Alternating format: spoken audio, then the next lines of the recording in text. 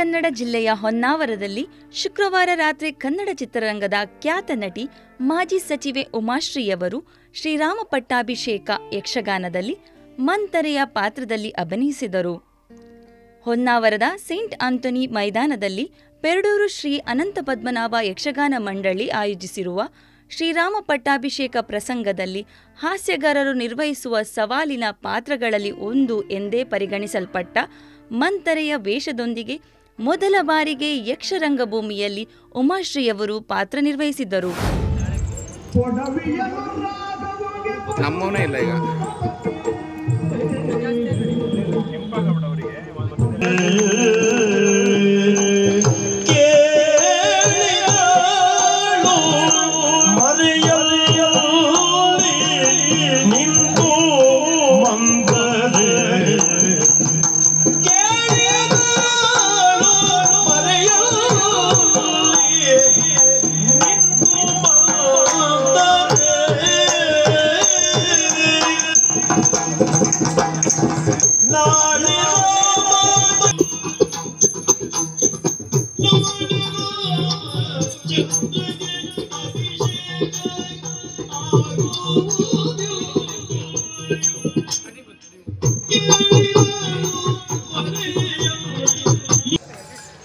ನಾಳೆ ರಾಮನಿಗೆ ಪಟ್ಟ ಬಂತ ಪಟ್ಟ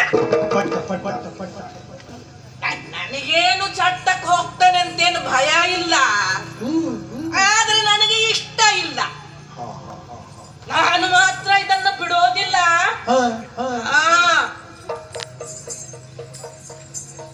ನೋಡ್ತೇನೆ, ನಾನು ನೋಡ್ತೇನೆ. ಅವರು ಇಟ್ಟ ಮುಹೂರ್ತಕ್ಕೆ ಬಟ್ಟ ಆಗ್ತದೋ ಏನು ನಾನು ನಡೆಸಿದಂತೆ ವಿಷಯ ಆಗ್ತದೋ ಅಂತ. ಏನು ಜನವಪ್ಪ, ಸರಿ ಇಲ್ಲ ರೀ ಜನ ಸರಿ ಇಲ್ಲ.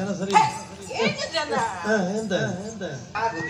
ಅದು ನನ್ನ ತಪ್ಪಲ್ಲವೇ? ಅದು ನಿನ್ನ ಅಪ್ಪನ ತಪ್ಪು. ಹೌದು, ನನಗೆ ಇಷ್ಟು ಚಂದ ಮಾಡಿ ಹೆಸರಿಟ್ಟಿದ್ದಾನಲ್ಲ ನಿಮ್ಮ ಅಪ್ಪ, ಅವನ ತಪ್ಪು. ನನ್ನಪ್ಪ ಚಂದದ ಹೆಸರೇ ಇಟ್ಟಿದ್ದು. ಕೈ ಕಾ ಚಂದದೆ ನಿನ್ನ ಬೈಲಿ ಕಾ ಅಂದ್ರೆ ನಿನ್ನದು ಚಂದವಾದ ಹೆಸರೇ.